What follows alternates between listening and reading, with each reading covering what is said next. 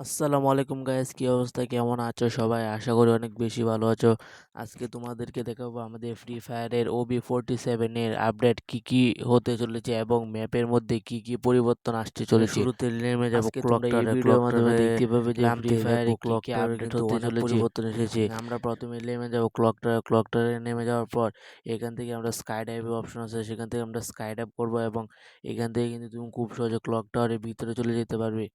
ভিতরে চলে যাওয়ার পর আমরা চলে আসবো ওই ক্লক টাওয়ারের মাঠে। সেখান থেকে কিন্তু অনেকগুলো গাছ দেখতে পাবে। সেই গাছগুলো থেকে কিন্তু তোমরা কোনো লুট করতে পারবে না এবং এটি শুধু সৌন্দর্যের জন্য দেওয়া হয়েছে। তারপর আমরা ক্লক টাওয়ারের আকাশের দিকে তাকাবো। এখান থেকে দেখবো আকাশে অনেক পরিবর্তন এসেছে।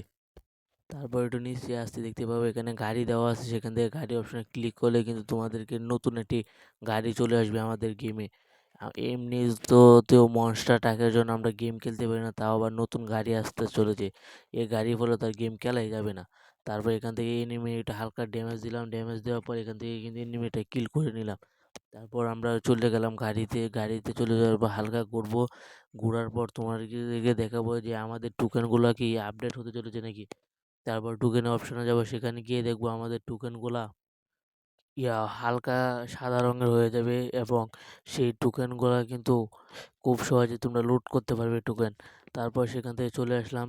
তারপর এখান থেকে আমরা চলে যাবো বিমা শক্তিতে। বিমা শক্তি দেখতে পাচ্ছ আমাকে একটা এনিমি গুলি করছে, কিন্তু আমি এখান থেকে কিন্তু পালিয়ে এসেছি এবং এখান থেকে কিন্তু আমি খুব সহজে মেডিকেট করতে পারছি। এবং তোমরা চাইলে কিন্তু এই জিপ লাইনের উপরে উঠে তুমি এনিমিকে খুব সহজে গুলি করতে পারবে এবং তুমি নিজে নিজে একা একা মিড কিট করতে পারবে। এটা আমার কাছে ভালো লাগে না। তোমাদের কাছে যদি ভালো লেগে থাকে তাহলে কমেন্ট করে তোমরা বলে দাও যে ম্যাপের পরিবর্তন কি তোমাদের কাছে ভালো লেগেছে নাকি খারাপ লেগেছে, সেটা তোমরা কমেন্টের মধ্যে জানাও। তারপর আমি এখানে নিচে একটা ঘরের মধ্যে চলে আসলাম। তারপর এবার ঘরের থেকে নেমে দেখবো এনিমি আসেনি। তারপর ওইখান থেকে এবার জিপ লাইনের উপর চলে যাব। স্কাইডের উপর চলে যাওয়ার পর আরেকটা স্কাইডের উপর দৌড়বো, যাতে আমি এখান থেকে খুব সহজে পিকে চলে যেতে পারি। তারপর এখান থেকে স্কাইডাইভ ধরার পরে তারপর নিচে আরেকটা স্কাইডাইভ আছে, সেটার উপরে উঠবো। চলো সেটার উপরে ওঠা যাক।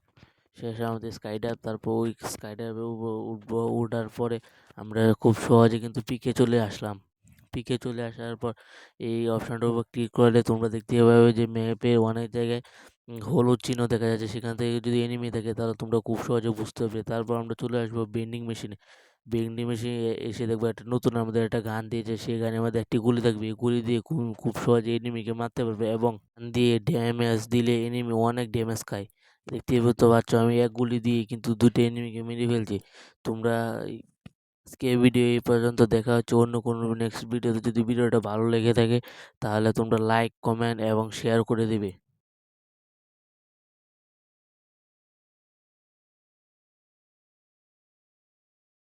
আজকে এই ভিডিওটা এই পর্যন্ত। যদি ভিডিওটা তোমাদের কাছে ভালো লেগে থাকে তাহলে ভিডিওটা লাইক, কমেন্ট এবং শেয়ার করে দিবে।